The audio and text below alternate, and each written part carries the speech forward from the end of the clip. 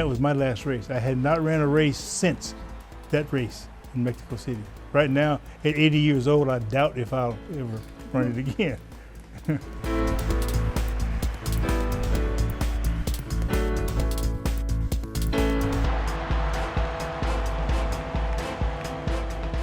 I had one pair of gloves. I took the right pair, right hand, and I gave John the left hand because we decided to do the same things. That decision was taken a few minutes before. We talked about it maybe 2 hours before. It wasn't a big thing then. It was something we had to do, and we did it. It's bigger now than it was then. It's the truth from a 24-year-old student athlete who wanted to do the best he could academically and athletically. And I had something to say. I had no time to say it when I was competing because no question was ever asked me. Sports is one of the greatest platforms, but I cannot tell any athlete to do anything but accept that medal because they deserve it. And if they want to take political aspects of it different further, that's up to them and their coach and their families, not Tommy Smith. It takes someone who, with the bravery to start a change. But if it's already in the statutes, it's very difficult to start a change. It takes a sacrifice.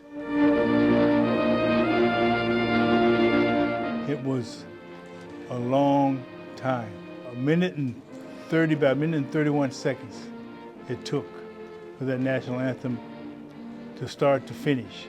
And it was the longest minute and a half in my life. That pose, the fist, the bowed head, the socks, the highest podium, and it was a necessity for me to sacrifice that moment because everyone in the world could see it who was watching the Olympic Games. I wanted to finish that moment so I can go back in society and start my profession, which was school teaching. Let me see his form.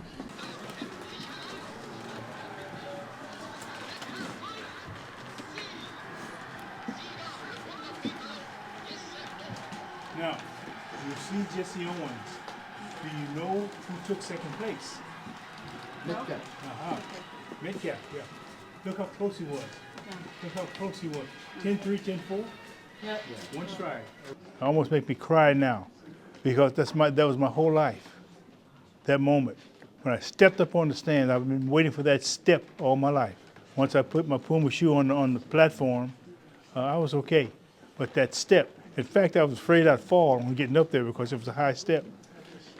Very proud to be a human being and God given me the talent to talk in simple terms where people can understand me. And if you don't understand me, raise your hand. That's what I tell my students. If you don't understand me, raise your hand. And yeah, of course, everybody raises their hand. Well, you know, in my life, it's done every day, every step I make because of my belief and my love for youth and their thought process. Even on my track teams in California, and I have 25,000 kids following me every year in my track programs. I follow the whole thing, every race on the track, every jump on the track, because I study technique, not much more than I do who won the race, but I also have an idea of who's going to win the race. But I follow technique. For the sprints, it's a curve for me. And well, here I go again, coaching. Yeah, I follow technique.